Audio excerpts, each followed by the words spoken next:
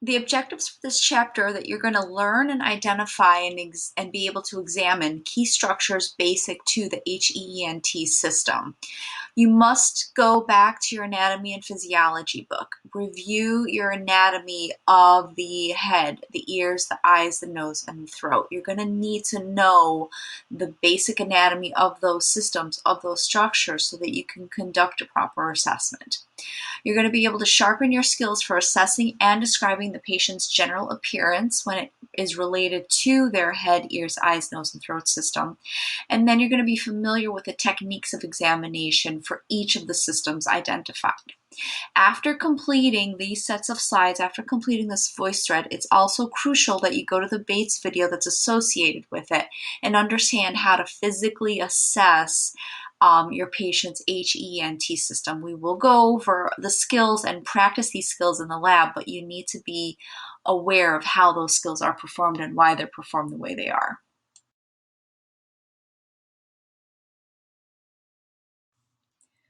When talking about the head, ears, eyes, nose, throat system, oropharynx is also included, we're talking about everything from the neck up that has to do with any of those systems. And those systems really all kind of sort of go together.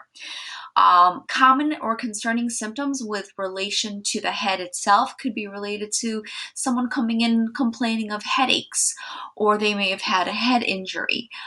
Contact sports, athletes are very common, and they come in especially complaining of, status post head injury or trauma or motor vehicle accidents. They're usually in to be assessed for head injury or ruling out any complications related to a head injury. For eyes, usually it's visual disturbances, maybe spots, and the medical term for that is scotomata, or it could also be visual changes, flashes of light, use of glasses, or maybe needing a change in their prescription, maybe eye pain, maybe erythema or redness, excessive tearing, or double vision. When it comes to the eyes, those are some of the common complaints that people come in complaining about. With ears, it's usually loss of hearing or hearing impairment, tinnitus, or otherwise ringing in one or both of the ears, vertigo, pain in the ear, or discharge, or even pain and discharge.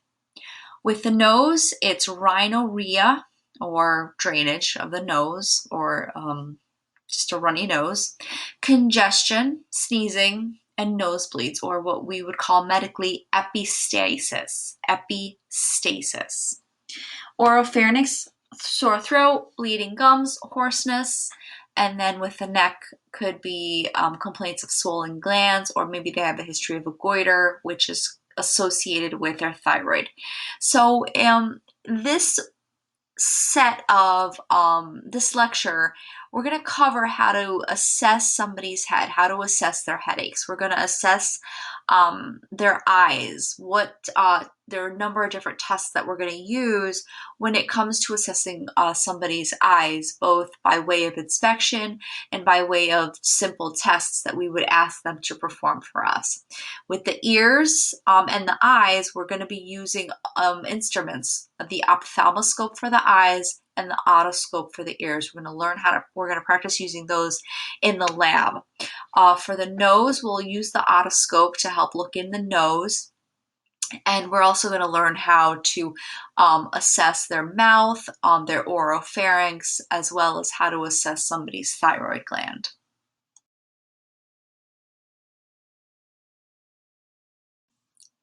So let's start off with a case study of the head and neck. Margie Case is a 22-year-old African-American female college student who attends the annual University Health Screening Center. She's come in today hoping that someone can see her because she's been getting a lot of headaches. She denies throat pain or difficulty swallowing. She's come to the clinic today because she wants to stay healthy, but complains that she has no health insurance, so she really cannot see a doctor. So she's here to see you at the University Health screening. What I'd like you to do is I want you to take a couple of minutes and I want you to write down 5 particular questions that you want to ask her along with their rationales. I want you to think about the case because she is a college student and she is 22 and she is coming in to see you complaining of a lot of headaches. So what 5 specific questions do you want to ask her? Write your questions down and then we'll talk.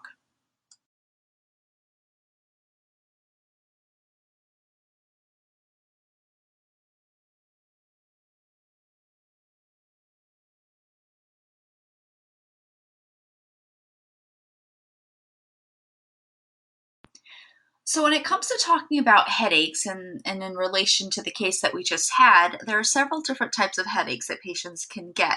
And it's important to really ask the type of questions that were posted in the previous slide. What type of headache? When does it start? How often do you get it? Where is it located on your head? Can you point to where it's located? Uh, what does it feel like? Is it constant? Does it come and go? Is it mostly in the morning? What's the pattern of the headache? Maybe even what do you take to help relieve it? What do you think brings it on? So what aggravates it? What alleviates it? Going through the whole cold spa set of questions or the old carts related to that headache, try to get the gist of what really is going on.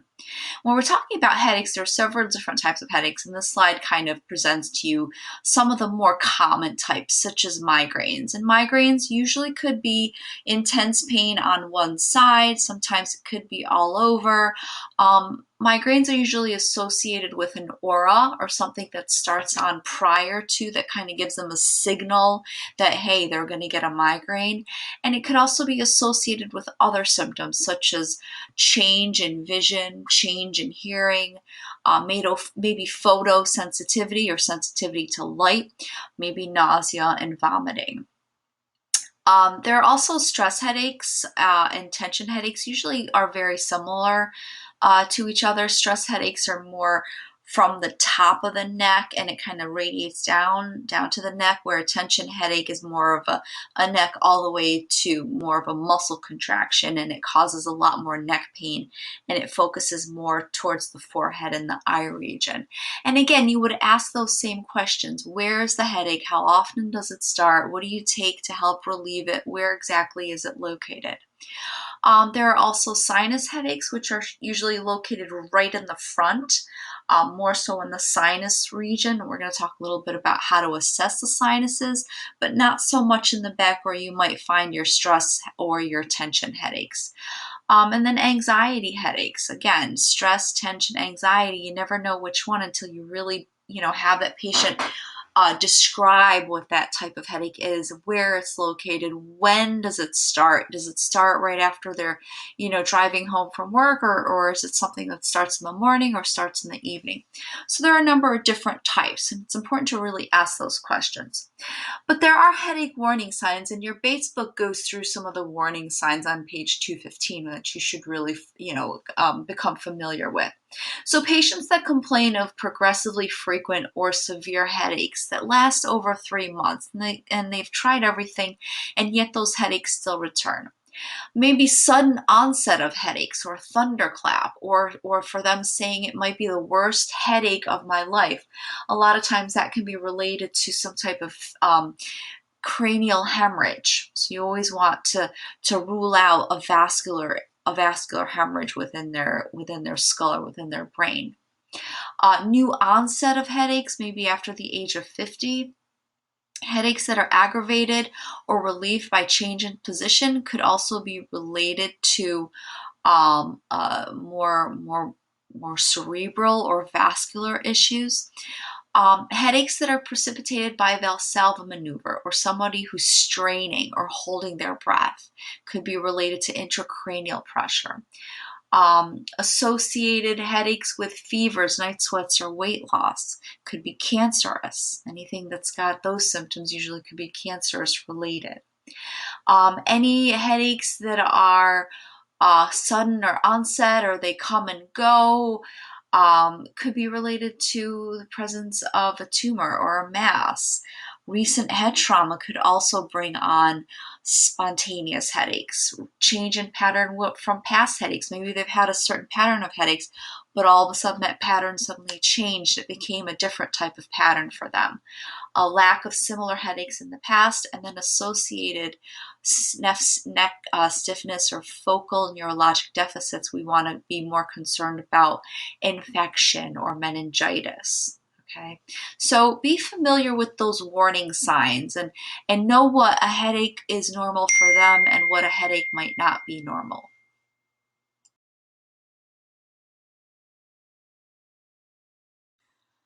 So when we've just collected the subjective data or the question and answer, now we're going to collect the objective data of just their head. So we kind of sort of focused on this when we did the skin assessment, but we're going to touch upon the head again because we're going to not only look at the skin of the scalp and assess their hair, but we're also going to really focus on the symmetry of their head and really take more of a look at their head and inspect and palpate their head.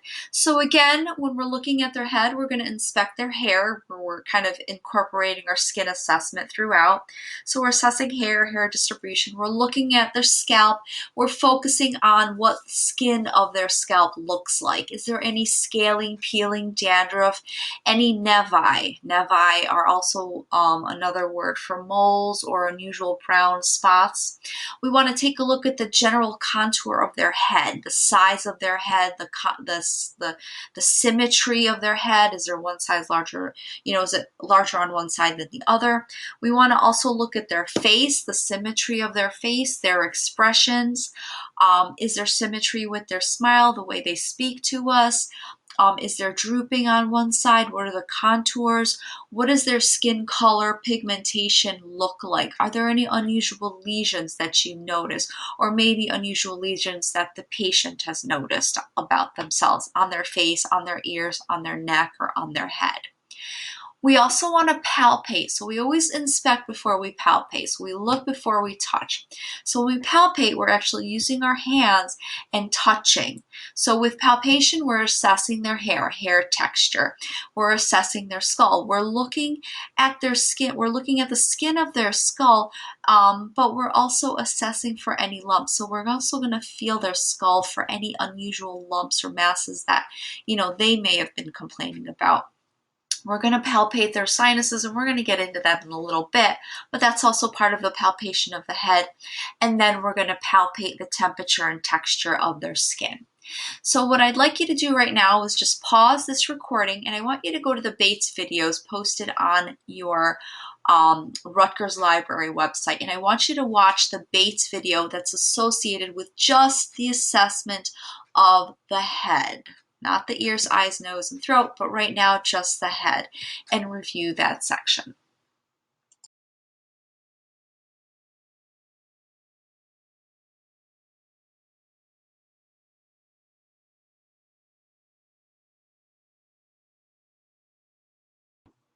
All right, now let's get into eyes. So Susan Jones, this is another case study, is a 24-year-old Caucasian female who presents to the clinic after sustaining an injury to her right eye. She's holding her hand over her eye. She said, "I accidentally poked my key in my eye. My right eye really hurts. It feels scratchy. It feels like there's something in my eye." So again, let's list our subjective questions. So what 5 questions do we want to ask her, and include your rationales? I'll give you a moment to write them down, and then I'll post some other potential questions that we would also want to ask her. Remember, look at the case. What 5 specific questions do you want to ask her related to what the situation is, related to what her chief complaint is, the fact that she poked her eye out? Go back to your cold spa, go back to your old carts. What 5 questions do you want to list?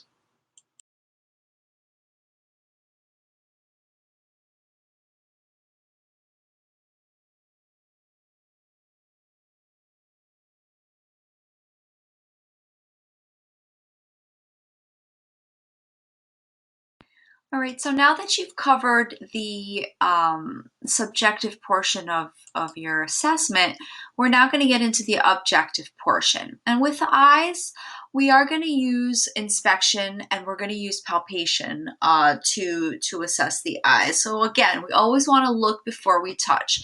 So when we're assessing the patient's eyes, we always want to look at their eyes. We want to look at the position of both of their eyes, how they match to each other. You know, God gave us two of everything, so we want to make sure that they do match. Not everybody has perfect symmetry with everything, but where's the position? Where are they aligned? Are they equally aligned? Is there one that's lower or more raised than the other? We also want to take a look at their hair distribution, their eyebrows and their eyelashes. Identify if it's present, the quantity, or the distribution of or lack thereof. You also want to take a look at their eyelids. You want to assess their eyelids just by taking a look at their palpable fissures. Go back to your anatomy book to understand what that is. Remember, palpable fissures are located around the eye. You want to assess for edema or swelling. You want to assess for coloration of the eyelids. Is there erythema? Is there jaundice? Remember, we talked about those when we talked about skin, those different colorations. They're paler. Does the coloration of the eyelids match the coloration of the rest of their skin on their face? Are there any unusual lesions that you see on their eyelids? What are the condition and direction of their eyelashes? Some people come in because they complain they don't have enough eyelashes, and so they want treatment for that. So what if any, how much or what is the distribution and quantity of their eyelashes? The adequacy of closed eyelids, that's something else. How well do their eyelids close with each other? Patients who've had strokes or have nerve damage, sometimes their eyelids don't particularly close very well or don't close at all because they don't have that sensation to want to close their eyelids. So there might be asymmetry or lack of symmetry between the two. So identify the adequacy of their eyelids when they're closed. Looking at the lacrimal gland, we want to assess the lacrimal gland. We want to assess the gland by palpation. So what we're going to do is we're actually going to just take a look. We're going to palpate it when we do, but just by visualization, do we see their lacrimal glands swollen or not? And lacrimal glands, if you go back to your anatomy and physiology book, remember the lacrimal glands are located in the upper corners of the upper outer corners of the eye, and they transfer over towards the center and drain tears and drain fluid down towards the nasal region and down the nasal cavity. So you shouldn't be able to identify any swelling where the lacrimal apparatus is located. You want to also inspect by way of just kind of pulling their eyelids down. Look at their conjunctiva and their sclera. Their conjunctiva is that clear film across their eye, and their sclera is the whiteness of their eye around the iris and the pupil. Look at their cornea, look at their lens, the opacities of each. Is there symmetry between the two? Look at their iris, identify any markings, and look at their pupil. And we're going to be assessing their pupil by using our pen light. And we're going to practice this in the lab, but you will be utilizing the pen light to assess pupil size, shape, symmetry, and reaction to light, both direct contact with light and consensual contact with light. And we will be going over that.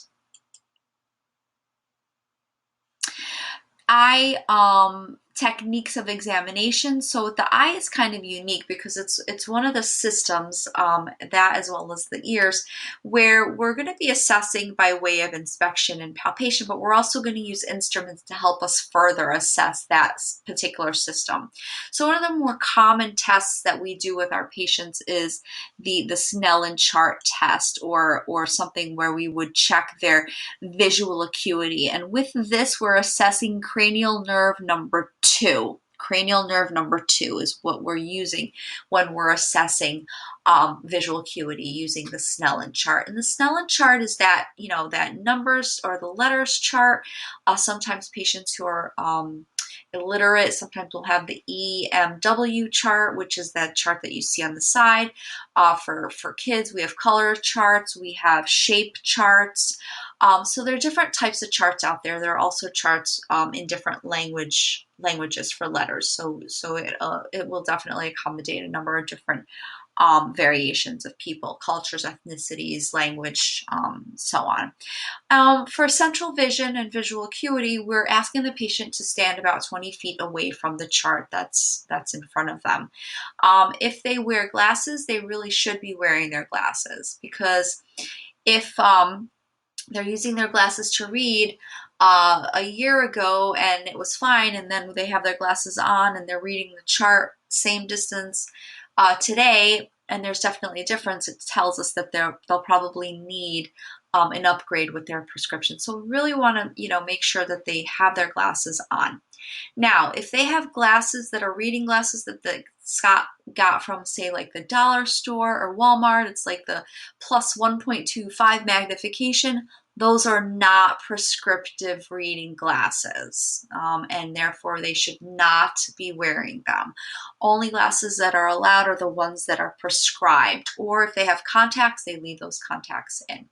And you test one eye at a time, where you have them cover one eye and ask them to read the smallest line, or the line that they're able to read the most clearly, and then up. And by doing that, if you, let's say you get a reading of 20 out of 30, what that means is that a 20 out of 30 vision means that a client or a patient can read a line from 20 feet away that a person who has unimpaired vision can read from 30 feet away. So it's the top number that is your normal number for that particular patient, where the bottom number would represent the line or the distance that a patient who doesn't wear glasses would be able to read that chart. So we would use that Snellen chart to diagnose impaired vision. For near vision, we also would be able to assess using that. Also a handheld card that can really be read from about 14 inches away, sometimes 6 to 14 inches, or really more so arm's length away. That also tests visual acuity. So either or are perfectly okay to test for visual acuity. Another test that we will be using when we're talking about assessing their both muscle movements as well as the neurological movements. And with this, we're actually testing cranial nerves 3, 4, and 6. And the muscle movements, we're doing the extraocular movements, or the 6 cardinal directions of gaze. So in this situation, we're going to have an instrument, and we're going to have that instrument in front of us, and we're going to have them look at that instrument. So for example, maybe a pen light or a pencil or even your finger. And we're going to ask them to follow that finger in 6 directions to assess their visual field. So we're going to ask them to look up, down, superior, inferior, and laterally for both eyes. There should be consensual movement of the eyes. If you're moving, in the left direction, both eyes should turn to the left, whether superior, laterally, or inferior, and then again to the right, both superior, laterally, and inferiorly. Okay, so that is, assessing cranial nerve 3, 4, and 6, because that consensual is telling us that the nervous system is responding to the movement of one eye. It's consenting the other eye to move along with it. And then the muscle movements, is the actual movement of the eye itself. So we should see normal conjugal movements between the two eyes with that test. With this test, we also assess to see if they have something called nystagmus, or a slowing down of the eye, or lid lag, where maybe one of their eyelids is lagging or taking longer, or if there's lack of convergence between the two eyes to follow the object that you're asking them to follow.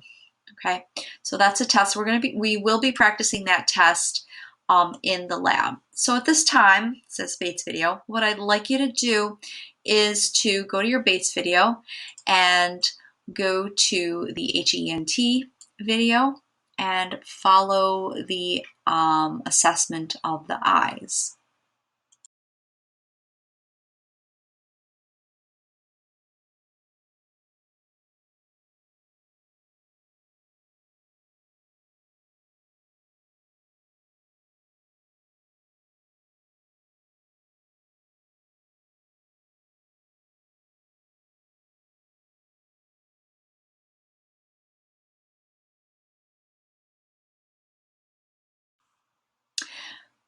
So when looking at the retina of the eye, the internal structures of the eye, one of the instruments that we're going to use and we're going to really practice, and I'm going to go more in depth in the lab, is the ophthalmoscope. And you'll have opportunity to use this instrument and to practice with this instrument. You're not going to get it right away, and it's okay if you don't. It does take you time.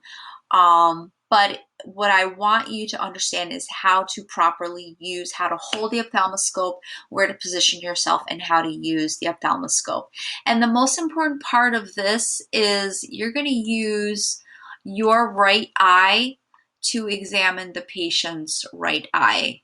When you're examining their left eye, you're going to use your left eye. Their left eye, you're going to use your left eye. So it's really the same eyes are going to be looking at each other. The other more important thing is you're going to stand 15 inches away from them, and you're going to be starting at an angle of 15 degrees lateral to their line of vision. So you're going to come in more so at an angle, because the first thing you want to take a look at is that optic nerve, and the optic nerve is always in the nasal region of the face. So you want to kind of come in at an angle. You're not going to see anything if you're looking straight ahead. There's nothing here. It's more nasally. So those are like the two most important things you kind of want to remember. But I'm going to go over that in a little bit. The Bates videos do have a great how to use an ophthalmoscope. So I do want you to watch that video after this slide.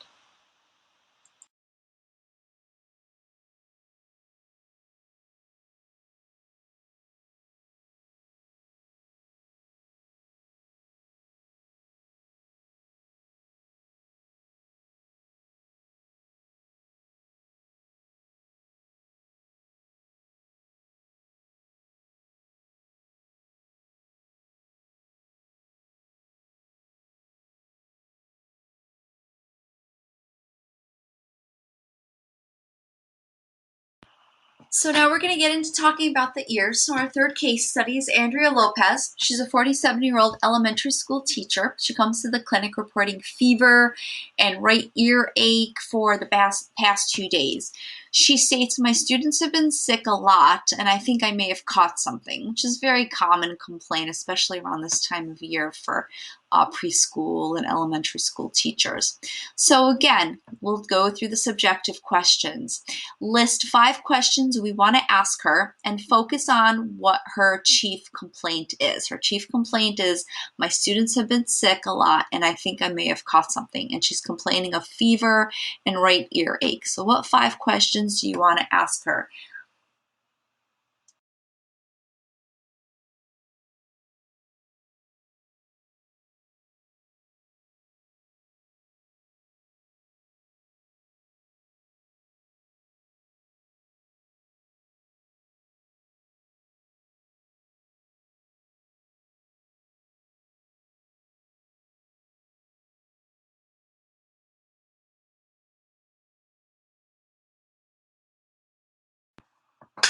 So for our ears, we are going to inspect, we're going to palpate, and we're also going to use the otoscope to look inside the ear. And we're also going to use a tuning fork instrument to help assess their hearing. So the first thing, obviously, we're going to look before we touch. So we'll inspect. We'll look at their auricle, and their auricle is just the outer part of their ear, for any redness, for any erythema, for any lesions. We're going to use the otoscope really to look inside. We're going to look inside the ear canal, and we're going to look directly at the tympanic membrane. But as we're going through the ear canal, we want to identify if there's any discharge. What color is it? Is there kind of an odor to it? Are there any foreign bodies? Sometimes people stick things in their ear and then they can't get them out. So is there anything that shouldn't be there?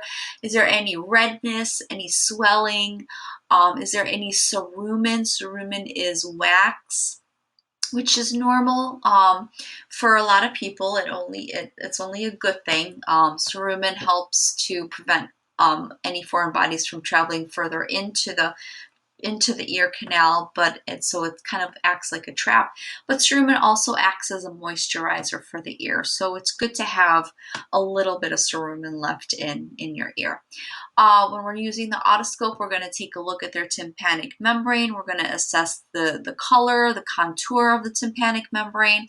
We're going to notice if there's a perforation. We're going to notice if there's any unusual markings, anything that if it looks like it's bulging or damaged in some way or another. We're going to palpate. We're going to look at their ear. We're going to inspect the auricle for redness and lesions. We're also going to palpate their ear for any lumps, bumps, tenderness, bruising, anything that seems unusual. The other things we also want to document that's kind of not listed there is, do they have any piercings on their ear? Where are the piercings located? Is there evidence of infection related to the piercings? So you want to kind of, make sure that you're adding that on to your documentation. When we're assessing their hearing, we are going to do three specific tests, but the one test we'll do on everybody because we want to assess, like we would assess their visual acuity with their eye using the Snellen chart. In this situation, we're going to assess their auditory acuity, where we'll be assessing one ear at a time. And so we would do something called the whisper test. And we would stand behind them, we would occlude one ear, we would cover one ear, and then the other ear we would whisper softly behind them so they don't see us or they don't try to read our lips. A couple of syllable words like 1, 2, 3, or 94, or baseball, or Monday, Tuesday, Wednesday. Something very simple that they can, they'd be able to hear. And we're going to ask them to repeat it back to us. And if they're able to repeat it back to us, then we test the other ear. Okay. If both ears passed, if they were able to hear, we don't have to proceed with any further tests because we know that they passed their auditory acuity test. But if it seemed like they failed one of the ears, maybe they didn't hear very well, or they whispered the wrong phrase that you said, then you want to proceed with either the Weber test or the Rene test. The Weber and the Rene, we will be going over these in the lab, and your Bates video goes over them nicely, so you're familiar with them. But the Weber and the Rene test for cranial nerve number 8. And the Weber tests for lateralization of sound to an impaired ear. And this is in someone where you suspect might have conductive hearing loss.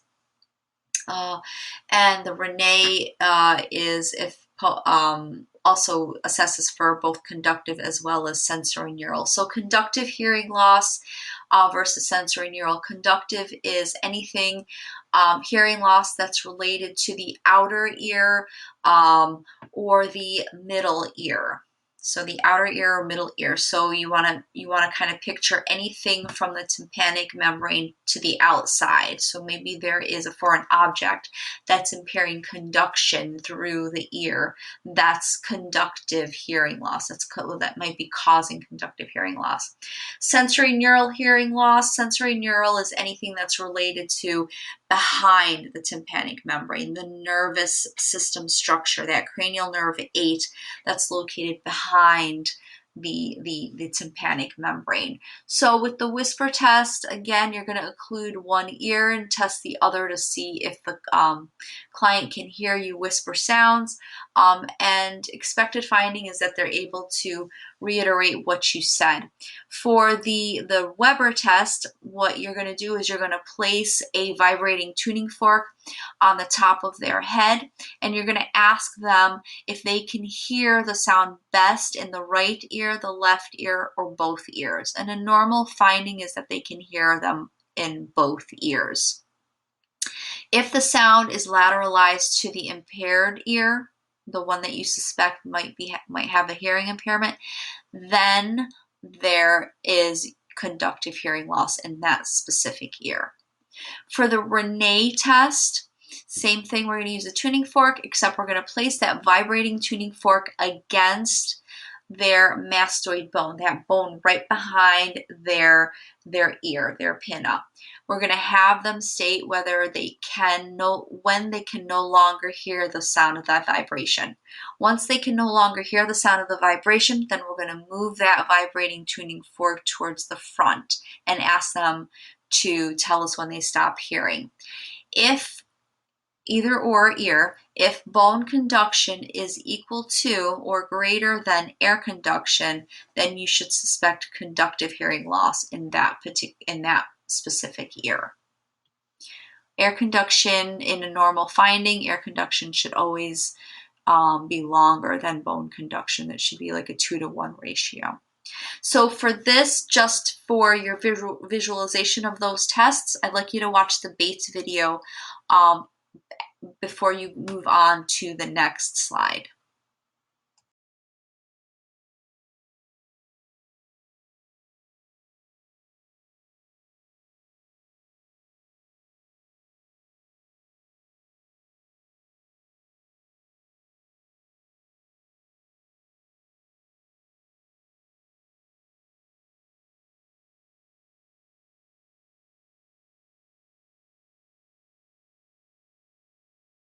So now let's move on to the nose and the throat. So Jonathan Miller is a 22-year-old college student who visits the Student Health Center reporting severe throat pain like swallowing razor blades, bad breath, neck pain, and knots on either side of his neck, chills, fever, feeling tired all the time, and no appetite. So he comes in with a laundry list of complaints, all, neck related and associated chills, fever, and feeling tired all the time with a lack of appetite. He admits that he's been studying day and night for final exams and has had only one more to go. He continues, "This is the third time I've had this problem this year, so this is not the first time he's had these symptoms. I didn't even bother coming in for the first or second time. I just stayed in bed between classes and just treated myself," which is probably not a good idea. Now that it's his third time, we hope it's nothing really bad. So again, let's pull our subjective data. What 5 questions do we want to ask him? List them as well as a rationale for why you want to ask what you want to ask.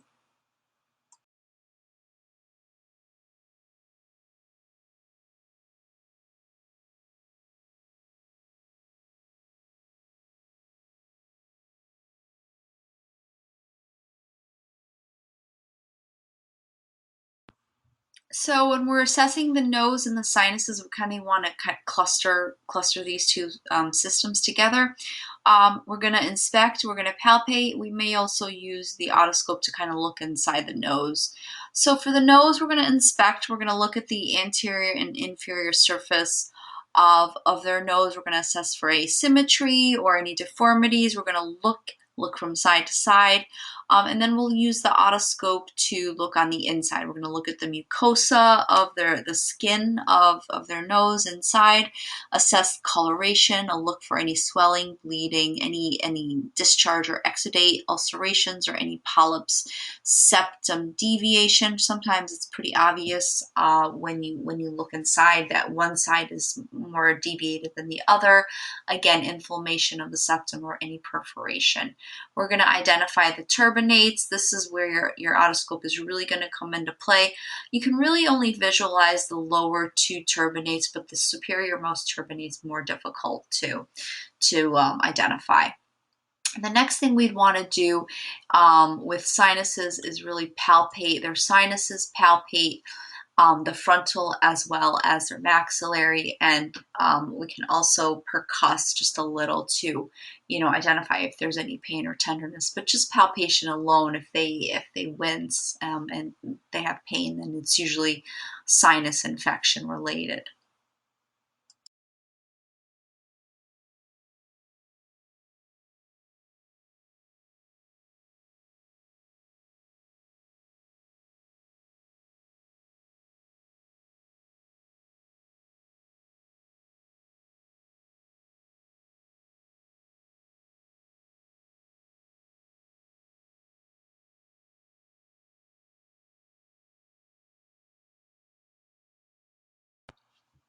So when we're assessing the mouth and the pharynx region, we will be inspecting. We'll also be palpating, and we'll go over palpation in a little bit. But we're looking at their lips. We're looking at the coloration, assessing for moisture, lumps, ulcers, cracking, any evidence of dehydration with the lips. You'll see cracked lips or dry lips. Any evidence of oxygenation issues. Their lips will be more paler or maybe even a little more cyanotic. We're going to ask them to open their mouth. We're going to take a look at their oral mucosa, the buccal mucosa. So that's like the inner part of the cheeks, right? The gum line, the roof of the mouth, the tongue, and the floor of the mouth. You're really going to look at color, ulcerations, anything that looks unusual or shouldn't be there. We want to look at their teeth. We want to ask them to smile, look at the presence of teeth, any fillings, any missing teeth, which ones are they? I also want to know if they're seeing a dentist, and how often are they seeing the dentist.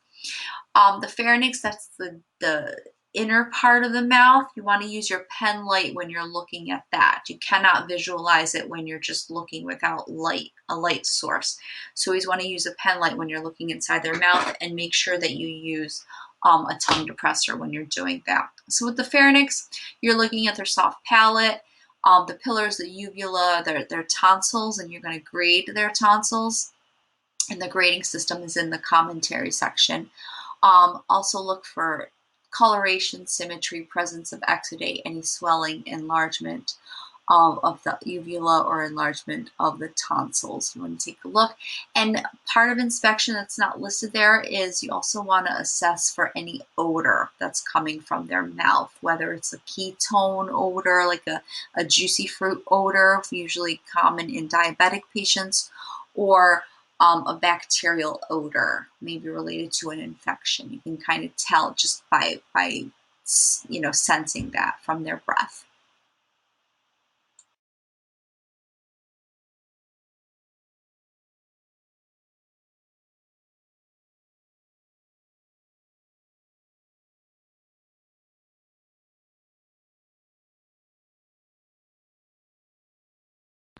So with the neck, we will be inspecting as well as palpating. We're going to be inspecting their neck, and we'll be palpating the lymph nodes as well as the thyroid. And in the comment section, I addressed how we will be assessing the lymph nodes. We will be practicing this in class. And then on the second slide over here, we will be assessing the thyroid, and I also put in the notes section how we'll be assessing their thyroid, and we'll be practicing that in the lab. I do want you to watch the base videos related to how the assessment of the nose, the sinuses, the neck, the thyroid, and the lymph nodes are conducted so that you're prepared.